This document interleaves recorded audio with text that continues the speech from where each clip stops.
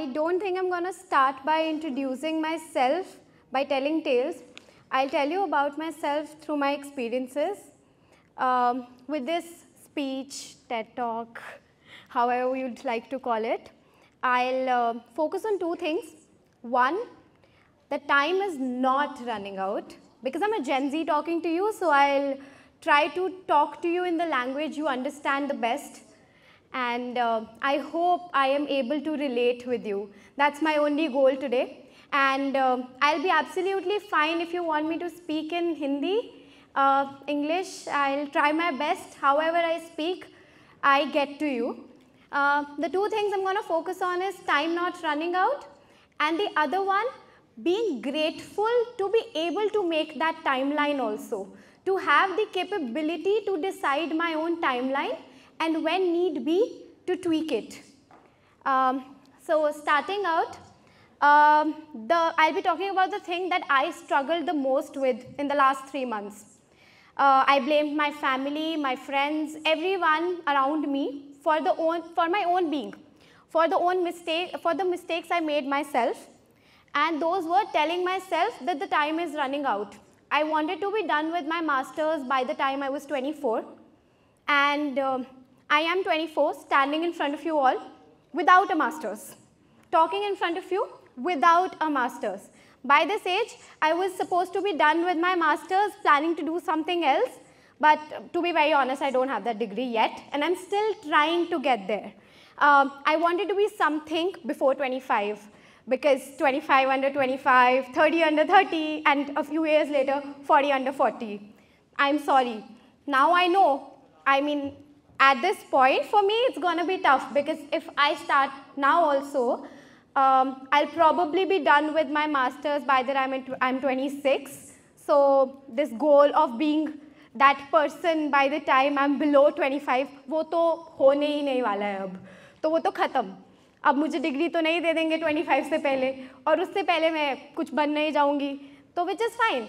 अब 30 under 30 के लिए सोचेंगे, पर देखो वो होता है नहीं. But now I made peace with the fact that if I'm not someone before 25, if I'm not someone before 30, my trajectory has taught me a lot. I am still doing something, as my friend said. She's sitting right there.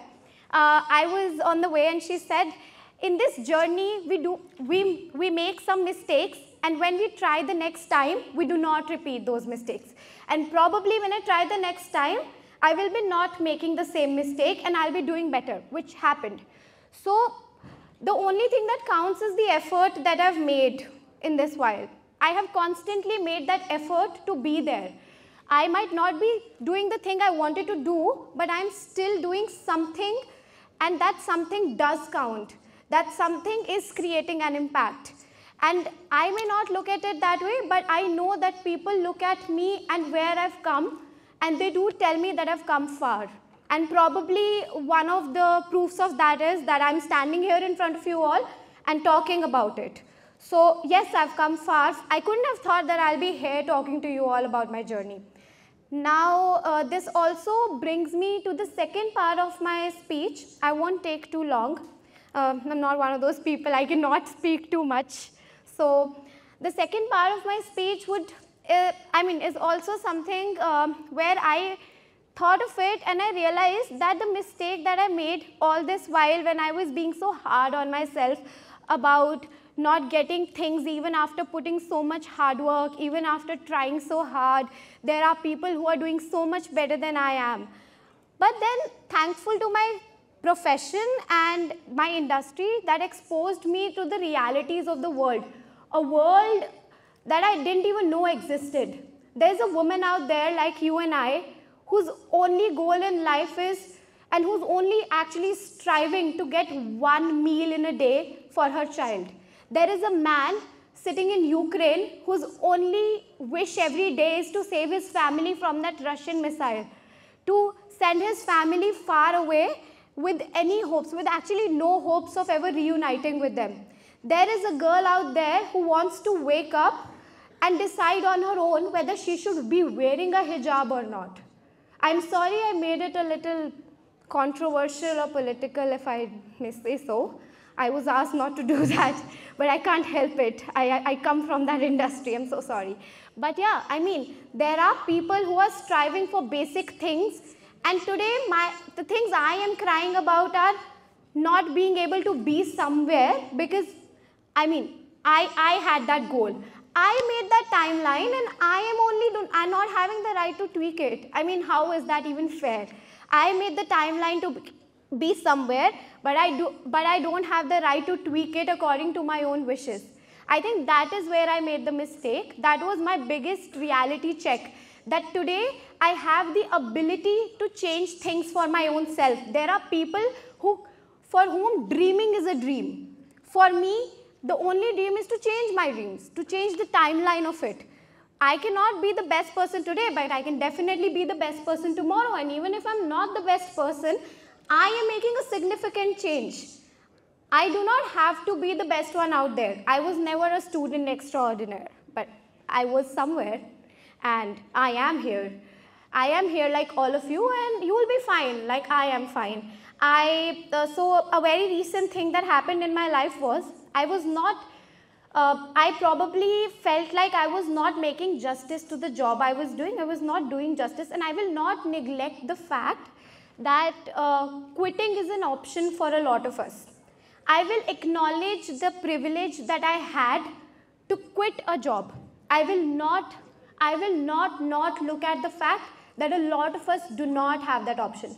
Probably years back, my father did not have an option to quit a job because he wanted to focus on his mental health.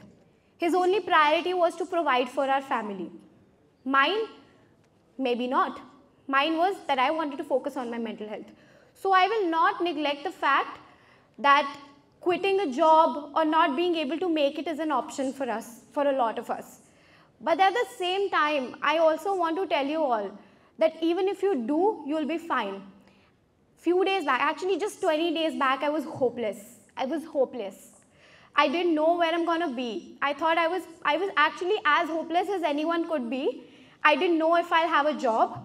I didn't know if I'm gonna land up to the master's course I had applied to. I didn't know if I'll be able to go back home. I didn't know if I'll be able to, to live upon the lifestyle I had created for myself now with the kind of money I was making. So, of course, I was sure my parents are not going to give me the same amount of money. They might give me something, but they won't give me what I wish for, what I get after working. So, where I'm going to be? What if I do not get the same kind of job? That was my only worry. But trust me, it was the hope that kept me going, and I was fine. I decided that it's okay. I'm going to make peace with the fact that if I cannot get this now, I will get it sometime later. The only thing that kept me going was, I will get it. I will not get it now, but I will get it. And that is what it is. And I think this is something I want to tell everyone. Do not disrespect the privilege that we have to even sit here and fall back and not get up. Fall back 100 times. I will not tell you to take that right away from yourself. It is very human to feel emotions, and it is very human to feel sad.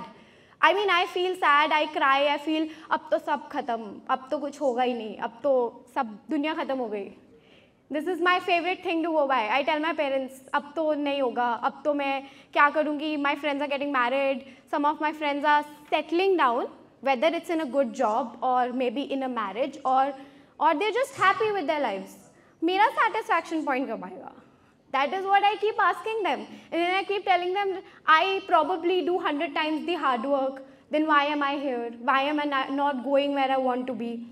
So, I think it just makes you realize after a point of time that this is my first world problem. This is not even a problem, honestly. This is just a struggle for a while. This is a phase. It'll get over. It is not something that's not going to get over. You will still be somewhere, and then you will get better, and then you will fall back, and then you will stand up, and then you will fall again, but you will again stand up. To take away that right from yourself, to disrespect the privilege you have to fall and get back up is the worst thing we can do to ourselves. And the only thing I think I ask of all of you, which I did not do, but I think you can, is feel bad, fall down 100 times, but again get back up. Feel sad for a month, feel sad for 2 months. Feel sad, say that you need therapy, take it in fact. But get back up, because you have the right that many don't. And it is your responsibility to respect it. And it is also your responsibility to acknowledge it, that you have this privilege, that your time is not running out, to feel that privilege and then tweak your timeline according to your own self. If you tell yourself that I'm determined to achieve something, you can also tell yourself that it is okay if I don't achieve it today. It is okay, I will achieve it a few years later. Who's going to care about it? You won't be a 40 under 40, you will be a 41 under 40 maybe. If not under, then you will be somewhere, यार. घर में तो बता ही दोगे कि मैंने कर लिया. अभी नहीं किया पर कभी तो कर ही लिया. अब किसी को क्या फ़र्क पड़ता है? और कुछ लोग तो पता भी नहीं चलता. किसी को जाके बोल दोगे मैं 20 under 20 हूँ, कोई देखने थोड़ी जा रहा है. अभी मैं आपको बोल दूँगी मैं 30 under 30, अब आपको पता है कि नहीं हूँ या हूँ, पता नहीं. So yeah, I mean, honestly, it's just on you to decide how you feel, how you want to make yourself feel, and how you want to acknowledge your privileges and then not feel bad about the things that have happened to you. कर लो बुरा feel, पर फिर उसके बाद उससे उठो और come back again. And I think I'll just keep it this short. I think this is most of what I wanted to say, and I am okay to taking questions, and I'm also okay if you don't want to ask any questions. Yeah. I'm going to clap for myself because I thought I won't be able to do this. Thank you to my friends who boosted my morale and said that you should come here. Thank you for coming, guys. This is for you too. Thank you for an enlightening experience, ma'am. We can move on to the Q&A session. Yeah, sure. Any questions? Okay, there's a hand there.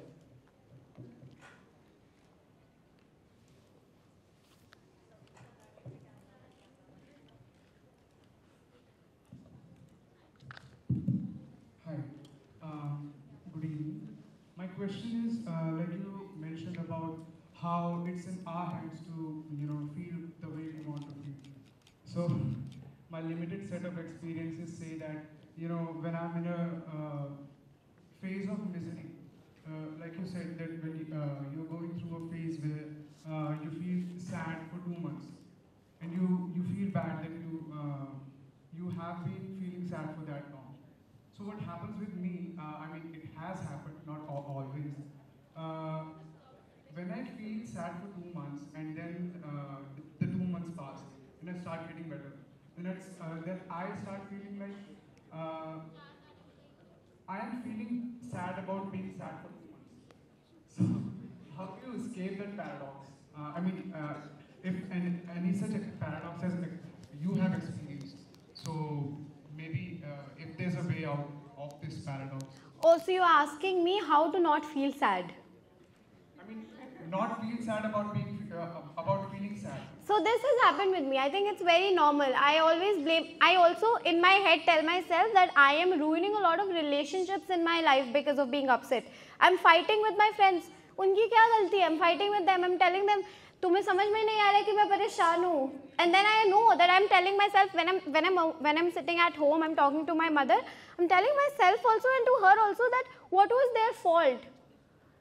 It is my own fault, and I'm upset about upsetting other people and upset about upsetting myself also constantly.